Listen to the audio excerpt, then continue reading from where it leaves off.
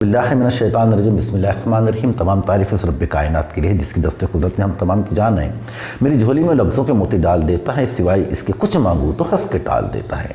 मेरा ये कारोबार जज्बे व अल्फाज हैं, उससे मैं जज्बे पेश करता हूँ, वो मिसरे ढाल देता है। यह हमारा 9th क्लास की जो पोएम है 2.1 कंपैरिजन, इसका वीडियो है। हम इसको इस वीडियो के अंदर समझने की कोशिश करें।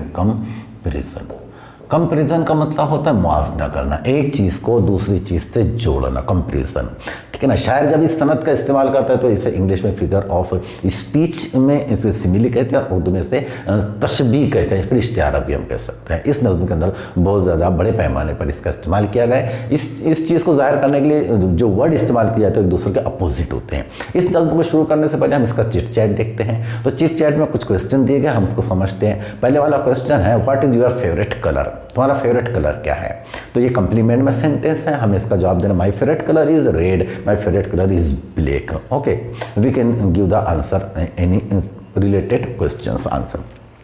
What does it remind of you, ये तुम्हें कौन सी चीज़ की याद दिलाता है, यानी जो आपका फेवरेट कलर जो है रेड है, ब्लैक है, जो भी आपको कौन सी चीज़ की याद दिलाता है। तो जाहिर सी बात है जो हमारा फेवरेट कलर होगा किसी न किसी चीज़ की हमको याद दिलाता होगा, तो हम उसका आंसर भी दे सकते हैं कि it reminds me the ceremony of my birthday, ठीक है ना। इस तरह हम आंसर दे सकते हैं।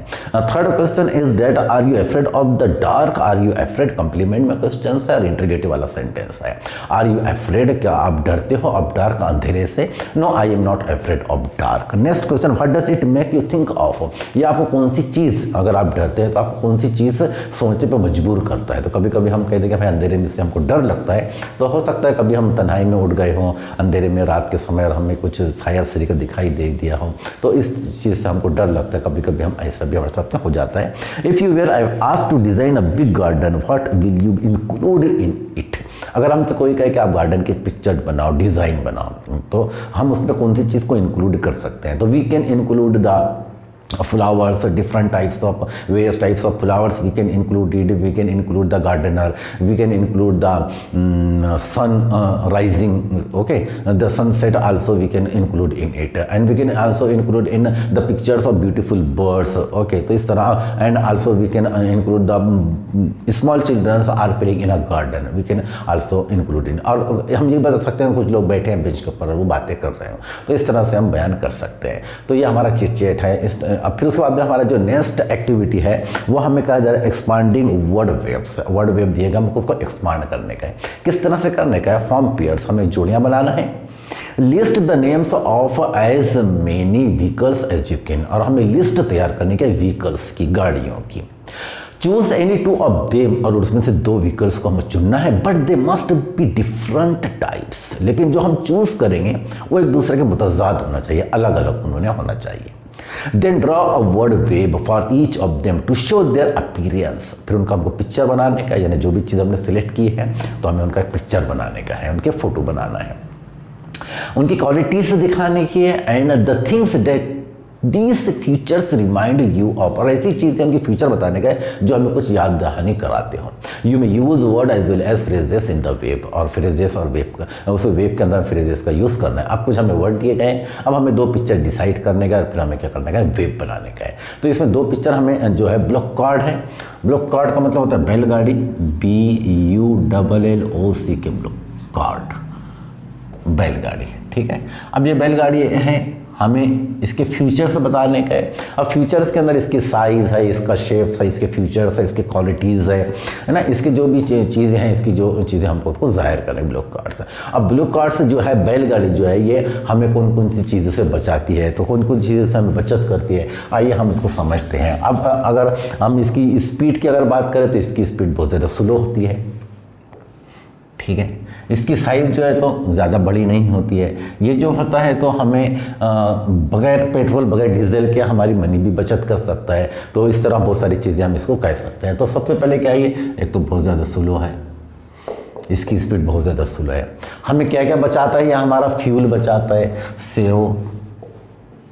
फ्यूल हमारा ईंधन इससे क्या हो जाता है, बच जाता है। बगैर ये पेट्रोल के चलने वाली चीज़ है, आजकल पेट्रोल बहुत ज़्यादा महंगा हो चुका है। उसके बाद में क्या आ जाए, समाज के अंदर, माहौल के अंदर पोल्यूशन जो है तो नहीं फैलता है, नो पोल्यूशन, कोई भी पोल्यूशन नहीं होता है, ठीक है। इसकी और फीचर्स ये है कि ये हमारे अंदर इससे फिर नो एक्सीडेंट होता है, कोई भी एक्सीडेंट नहीं होता है, नो एक्सीडेंट, नो एक्सीडेंट होता है, ठीक है। इसके अलावा फिर इसके अंदर क्या होता है, चलाना इसको बहुत ज़्यादा आसान होता है, easy to drive, easy to drive, चलाना बहुत ज़्यादा आसान होता है। और इसके फीचर्स ये है कि इसके फिर क्या है, अफोर्डेबल होता है। ये अफोर्डेबल का मतलब बहुत ज़्यादा इस्तिताअत वाला होता है, यानी आसानी से हमको मिल जाता है। फिर को फ्रेंडली होता है, इको फ्रेंडली, यानी माहौल से बहुत ज़्यादा इसकी दोस्ती होती है, यानी माहौल के बहुत ज़्यादा मुआफिक होता है, माहौल से बहुत ज़्यादा मुताबिकत रखता है, ठीक है ना। और क्या होता है, अफोर्डेबल होता है। अफोर्डेबल का मतलब होता है बहुत ज़्यादा इस्तिताअत रखने वाला, अफोर्डेबल।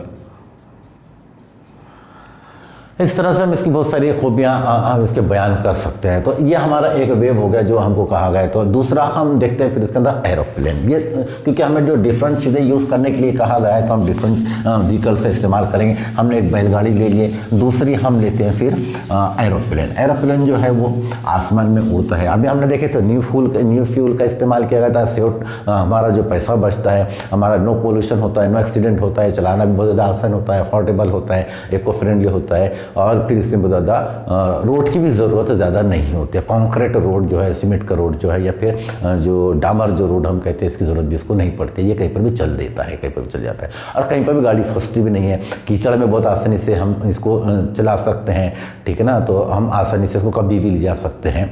दूसरी चीज़ है फिर एरोप्लेन। Aeroplane, AERO, aeroplane.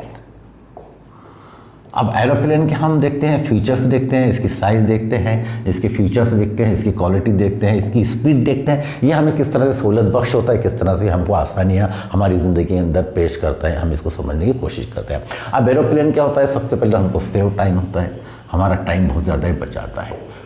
उसमें हमको बहुत ज़्यादा वक्त लगता था, इसमें हमको बहुत ज़्यादा टाइम लगता है, ठीक है ना। इसमें फ्यूल भी बहुत ज़्यादा महंगा यूज़ किया जाता है, ठीक है ना। फ्यूल बहुत ज़्यादा कैसा होता है, एक्सपेंसिव होता है। इसके अंदर फ्यूल जो इस्तेमाल करते हैं बहुत ज़्यादा एक्सपेंसिव होता है।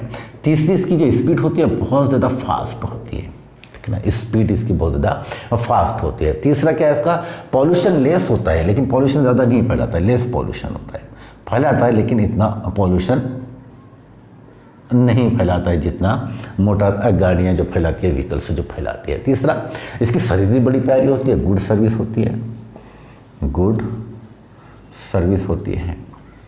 ये इसके फीचर्स है। इसके अलावा फिर क्या होता है, कंफर्टेबल होता है। और क्या होता है, इसमें थ्रिल एक्सपीरियंस बड़ा अजीबोगरीब होता है, ठीक है ना। कैसा होता है, कंफर्टेबल होता है, कंफर्टेबल। तो इस तरह हम ये वेब तैयार कर सकते हैं। इसी प्रकार का हमें जो सवाल भी आने वाले 2 मार्क कल हमारा A2 के अंदर या फिर B2 के अंदर, ये हमारा जो पैसेज या फिर पोएम जो है, इस तरह का हमसे सवाल पूछा जाना है। तो इस तरह का हम इसको हल करने की कोशिश कर सकते हैं। इसके बाद में जो हमको एक्टिविटी इसके अंदर दी गई है, वो एक्टिविटी यह है कि हमें वर्ड के मुताबिक इसमें जो नेक्स्ट एक्टिविटी हमको दी गई है कि note the difference between drive and ride. Ride और ड्राइव के अंदर हमको थोड़ा फ़र्क बताने का, कि दोनों के अंदर कौन सी चीज़ का फ़र्क होता है।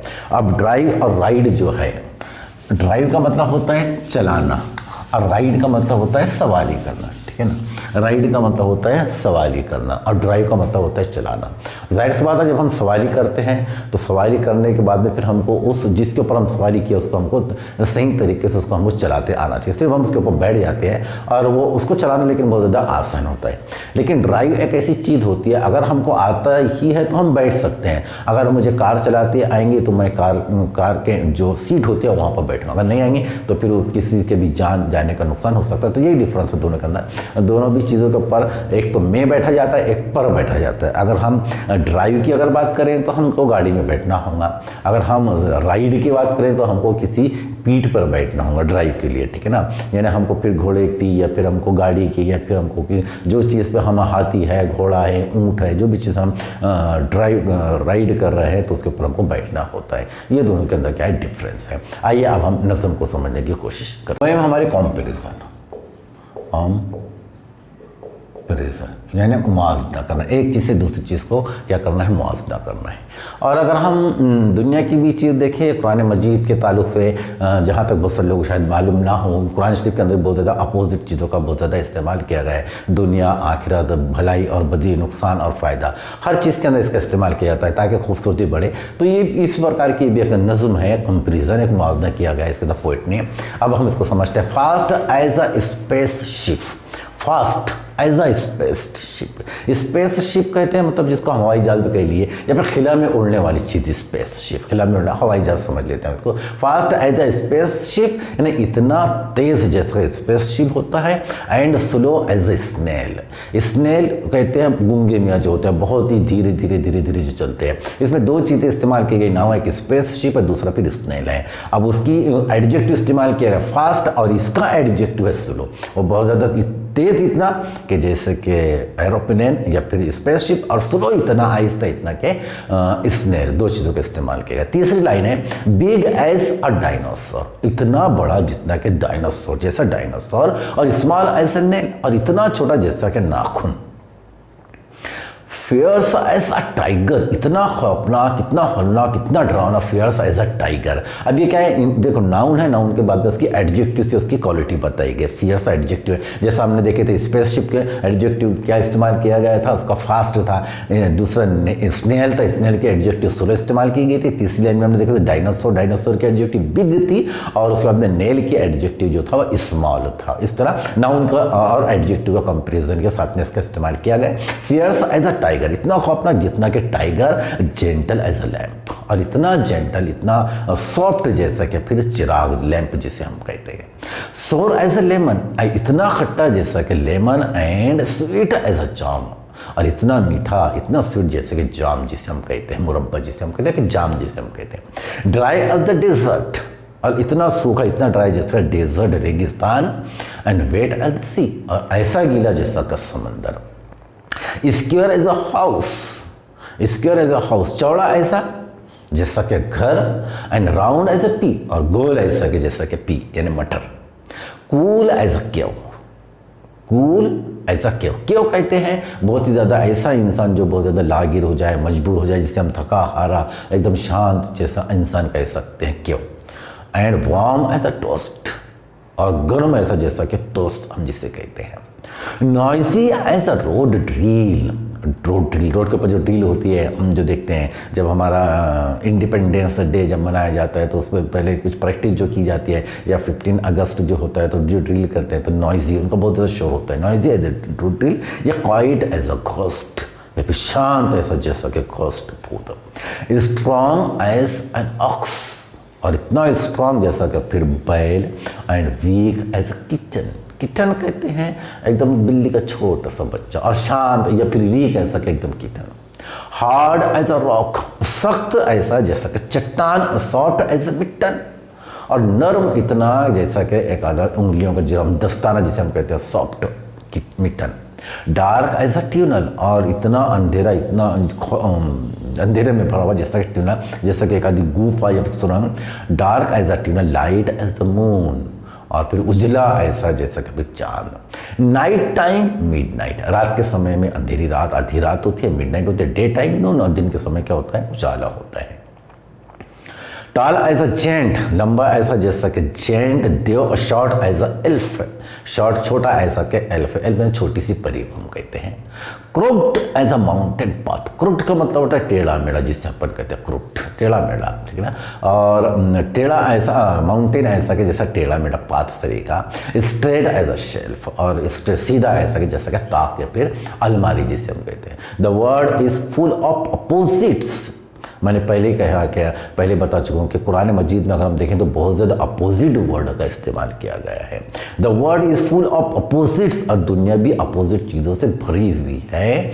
So think of some yourself, so think some of yourself, इसलिए कुछ अपने बारे में हमने सोचा। हमारे पास में बहुत सारी अपोजिट चीज़ें हैं, और अपोजिट चीज़ों से ही एक दूसरे की अहमियत बढ़ती है। दिन है तो रात की अहमियत है, रात है तो दिन की अहमियत है। अच्छाई है तो फिर बुराई को लोग समझ पाते हैं, बुराई है तो फिर लोग अच्छाई को समझ पाते हैं। यानी एक दूसरे से दोनों चीज़ों की क्या अहमियत बढ़ती है। उम्मीद करता हूँ कि नज़्म आपको समझ में आ चुकी होंगी। अल्लाह हाफिज़।